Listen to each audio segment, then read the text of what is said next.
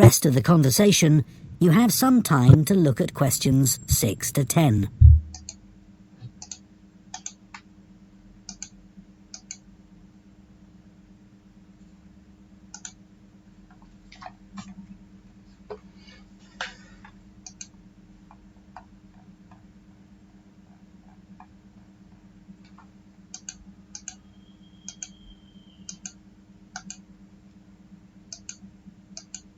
Now listen and answer questions 6 to 10.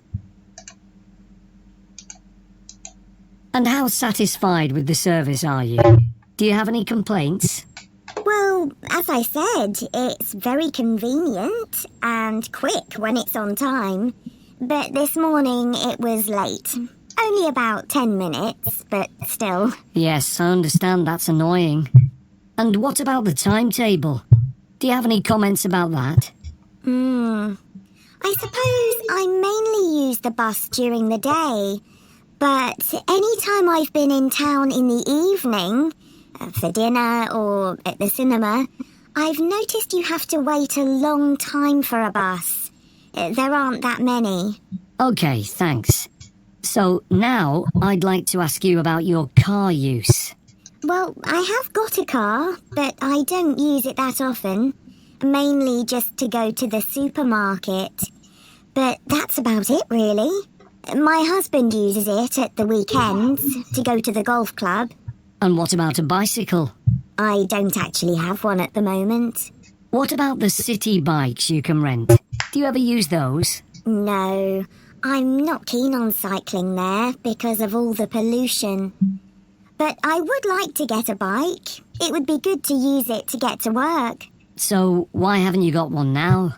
Well, I live in a flat on the second floor and it doesn't have any storage. So we'd have to leave it in the hall outside the flat. I see. Okay, well, I think that's all we need from you today, Sadie. That is the end of part 1. You now have 1 minute to check your answers to part 1. DW30 7YZ. Great, thanks. Is that in Wells? No, it's actually in Harborne. Wells isn't far from there, though. I really like that area. My grandmother lived there when I was a kid. Yes, it is nice. Right, so now I want to ask you some questions about how you travelled here today. Did you use public transport? Yes, I came by bus. Okay, and that was today. It's the 24th of April, isn't it? Isn't it the 25th? No, actually, you're right.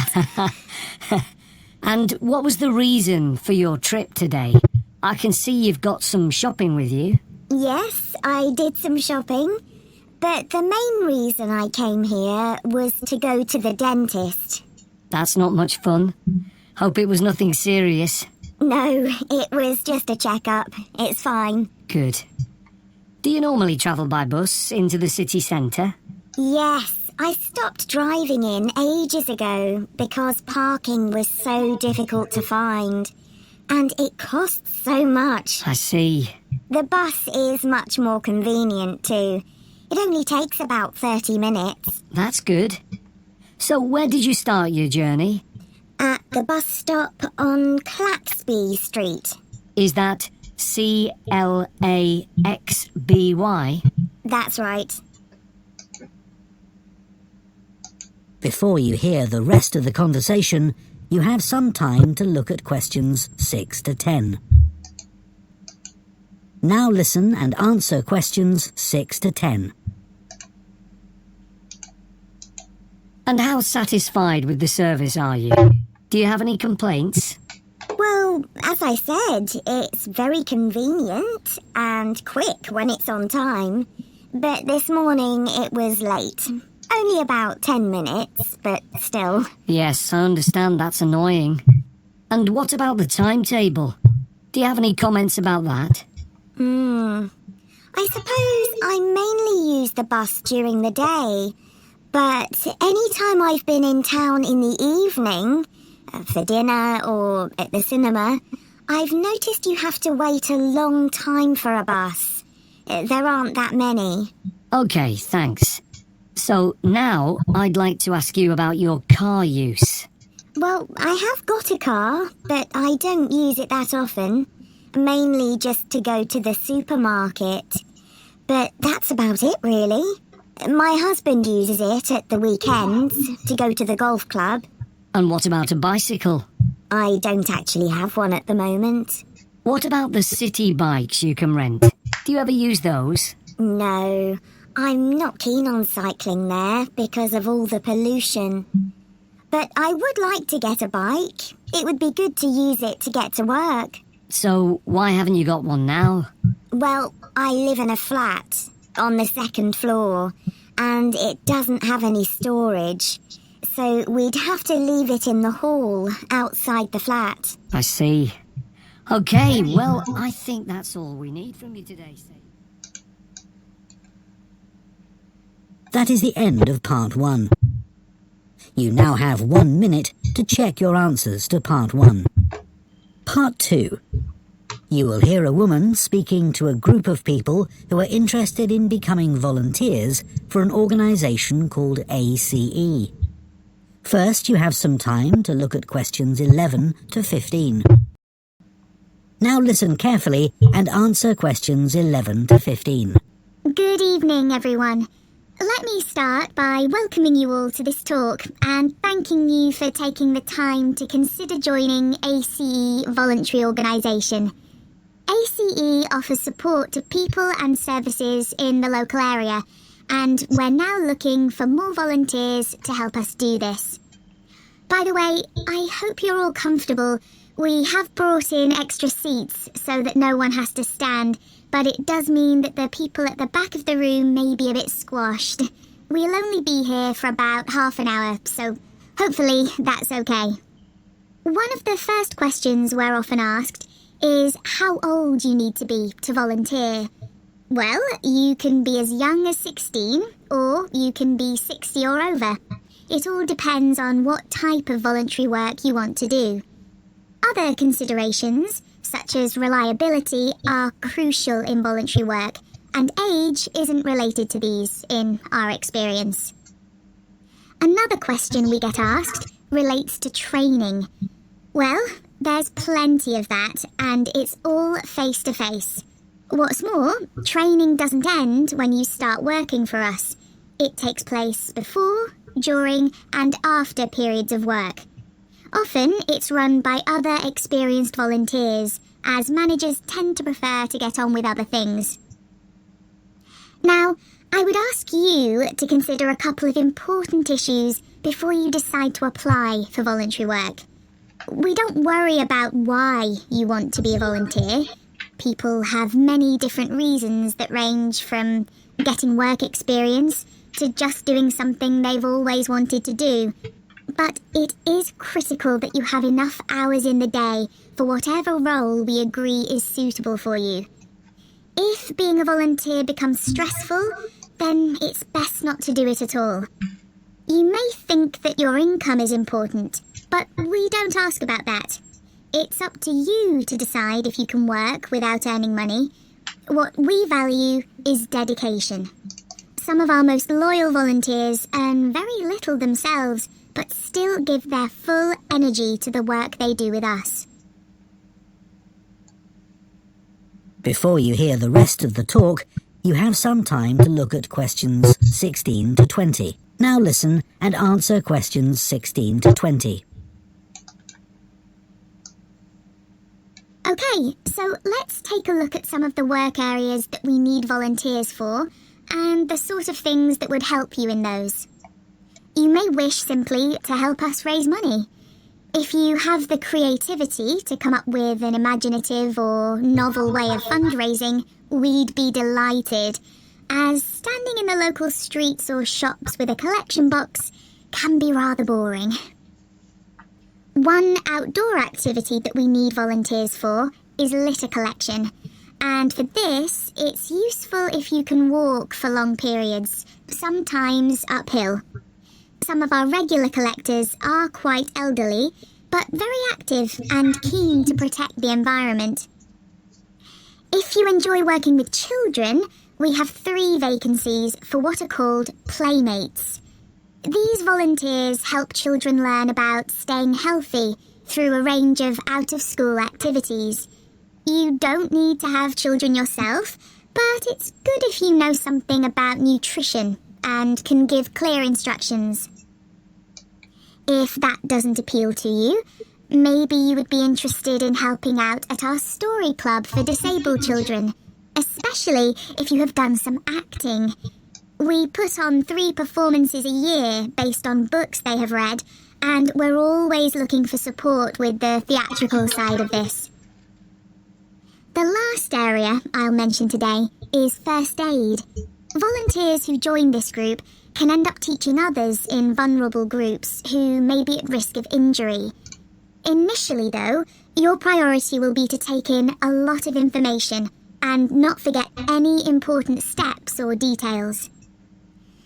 Right, so does anyone have any questions? That is the end of part 2.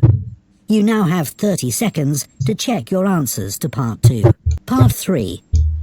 You will hear 2 students called Hugo and Chantal discussing a talk they have just attended at the start of their course in fashion design. First, you have some time to look at questions 21 to 26. Now listen carefully and answer questions 21 to 26.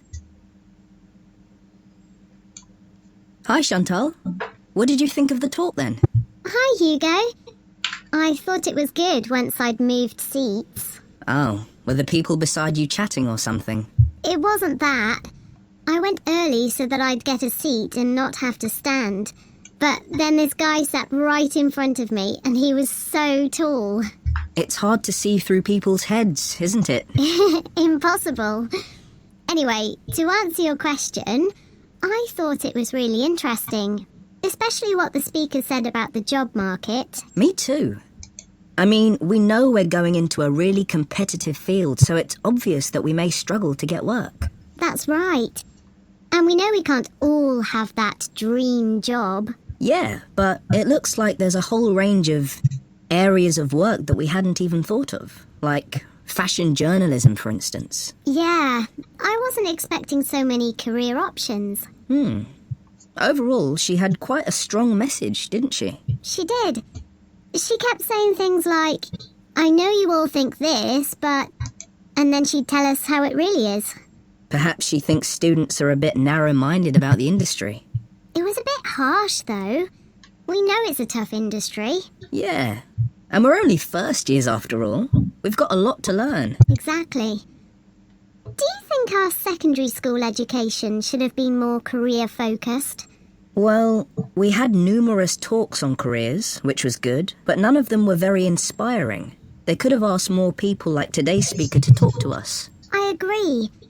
We were told about lots of different careers, just when we needed to be, but not by the experts who really know stuff. So, did today's talk influence your thoughts on what career you'd like to take up in the future? Well, I promised myself that I'd go through this course and keep an open mind till the end. But I think it's better to pick an area of the industry now and then aim to get better and better at it. Well, I think we'll just have to differ on that issue. One thing's for certain, though. From what she said, we'll be unpaid assistants in the industry for quite a long time. I'm prepared for that. Aren't you? Actually, I'm not going to accept that view. Really? But she knows it's the case, and everyone else says the same. That doesn't mean it has to be true for me. Okay. Well, I hope you're right. Before you hear the rest of the discussion, you have some time to look at questions 27 to 30. Now listen and answer questions 27 to 30. I thought the speaker's account of her first job was fascinating. Yeah. She admitted she was lucky to get work being a personal dresser for a musician. She didn't even apply for the job, and there she was getting paid to choose all his clothes. It must have felt amazing. Though she said all she was looking for back then was experience, not financial reward. And then he was so mean, telling her she was more interested in her own appearance than his. But she did realise he was right about that, which really made me think. I'm always considering my own clothes, but now I can see you should be focusing on your client. She obviously regretted losing the job. Well, as she said, she should have hidden her negative feelings about him, but she didn't. It was really brave the way she picked herself up and took that job in retail. Fancy working in a shop after that? Yeah, well, she recommended we all do it at some point. I guess, as a designer, you'd get to find out some useful information, like how big or small the average shopper is. I think that's an issue for manufacturers, not designers. However, it would be useful to know if there's a gap in the market, you know? An item that no one's stocking, but that consumers are looking for. Yeah, people don't give up searching. They also take things back to the store if they aren't right. Yeah. Imagine you worked in an expensive shop and you found out the garments sold there were being returned because they fell apart in the wash. Yeah, it would be good to know that kind of thing. Yeah. That is the end of part 3. You now have 30 seconds to check your answers to part 3. Part 4. You will hear a zoology student giving a presentation on the process of moving wild elephants to a new reserve, known as translocation. Now listen carefully and answer questions 31 to 40. For my presentation today, I want to tell you about how groups of elephants have been moved and settled in new reserves. This is known as translocation and has been carried out in Malawi in Africa in recent years. The reason this is being done is because of overpopulation of elephants in some areas. Overpopulation is a good problem to have, and not one we tend to hear about very often. In Malawi's 𝐻𝕉𝕬 National Park, the elephant population had been wiped out by poachers, who killed the elephants for their ivory. But in 2003, the park was restocked, and effective law enforcement was introduced. Since then, not a single elephant has been poached. In this safe environment, the elephant population boomed. Breeding went so well that there were more elephants than the park could support. This led to a number of problems. Firstly, there was more competition for food, which meant that some elephants were suffering from hunger. As there was a limit to the amount of food in the national park, some elephants began looking further afield. Elephants were routinely knocking down fences around the park, which then had to be repaired at a significant cost. To solve this problem, the decision was made to move dozens of elephants from 𝐻𝕉𝕬 National Park to 𝐶𝐻𝕬𝕬 Wildlife Park, where there were no elephants. But, obviously, attempting to move significant numbers of elephants to a new home 300 kilometers away is quite a challenge.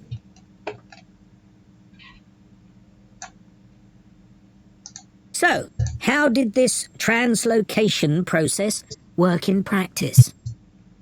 Elephants were moved in groups of between 8 and 20, all belonging to one family.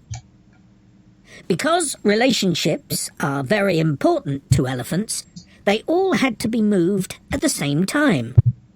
A team of vets and park rangers flew over the park in helicopters and targeted a group, which were rounded up and directed to a designated open plain. The vets then used darts to immobilize the elephants.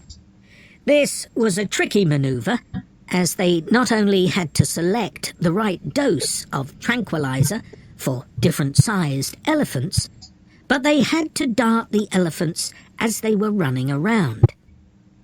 This also had to be done as quickly as possible, so as to minimize the stress caused.